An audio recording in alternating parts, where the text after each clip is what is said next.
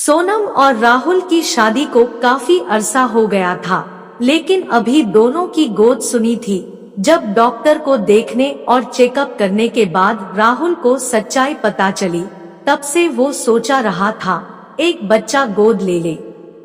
राहुल माँ के रोज रोज के इल्जाम से तंग आ गया था। सोचता इल्जाम बस औरत पर क्यों लगाए जाते हैं? क्या कमी बस औरत में हो सकती है, मर्द में नहीं?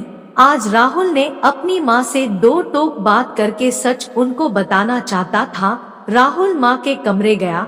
आपको बच्चा गोद लेने में क्या एतराज है मम्मी?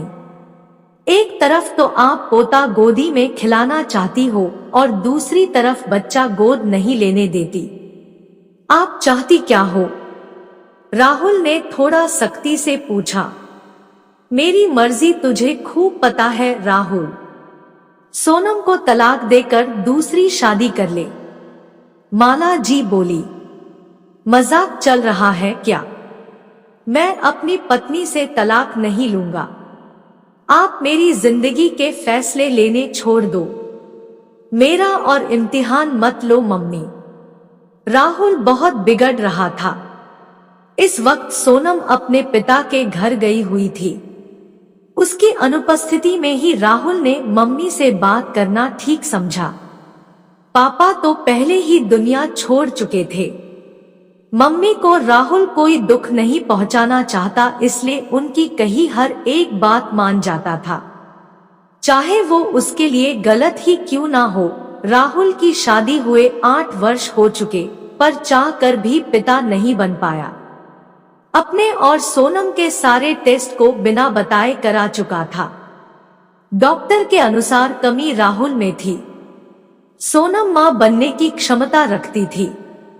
दोनों ने अनाथ आश्रम जाकर एक लड़की पसंद भी कर ली थी, पर मम्मी को समझा ही नहीं पा रहे थे। माला जी थी वो बहू पर इल्जाम लगाती, बांझ है, उनको एक पोता भी नहीं दे सकती, क्यों उनके बेटे की जिंदगी बर्बाद कर रही है?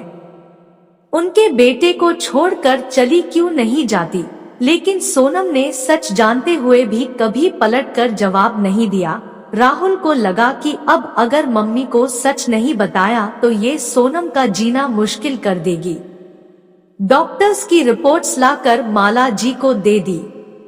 रिपोर्ट्स पढ़ माला जी स्तब्ध रह गई। अब बोलो मम्मी, क्या सोनम को मुझसे तलाक ले लेना चाहिए या अब आप उसे तलाक लेने की सलाह दोगी? राहुल की बातें सुनकर आत्मग्लानि से माला जी जमीन में गड़ी जा रही थी। स्त्री होकर स्त्री का दर्द नहीं समझ पाई।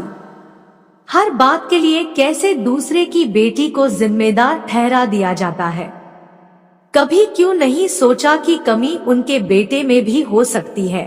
हमेशा सोनम को ही कसूरवार समझा और उसको बुरा भला कहा। कैसी औरत हूँ मैं। शाम को जब सोनम मायके से आई तो घर में बहुत शांति थी।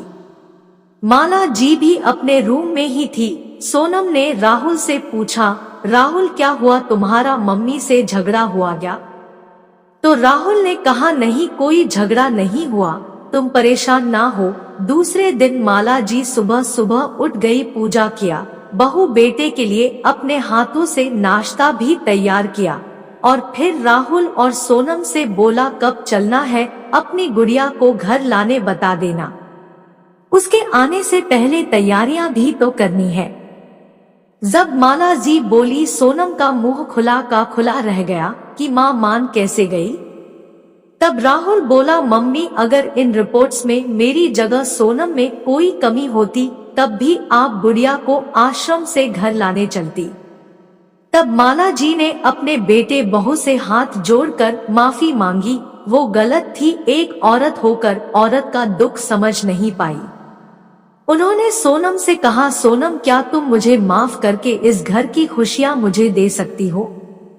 सोनम ने सास को गले लगा लिया और खुशी खुशी सब लोग अनाथ आश्रम की तरफ चल दिए।